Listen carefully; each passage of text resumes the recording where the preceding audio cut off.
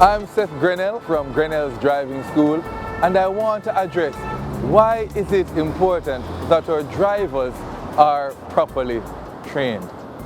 A lot of persons see the road full of vehicles, motorists, and believe that it's something that each and everyone can easily do.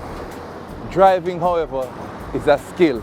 And more importantly than that, defensive driving is something that can be taught, learned, and we can't assume that everyone understands how to properly, effectively do this.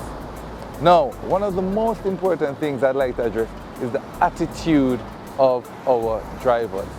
Yes, I can learn to drive and corner and brake and press the gas, but what is most important is how do I interact on our roadways with the other road users. Am I a road hog? Do I give blighs?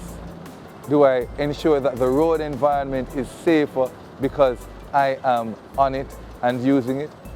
So I would suggest that each and every one, once possible, can be properly trained by instructors who can arm you with the skills, the discipline, and the attitude to effectively ensure that we save lives on our roads.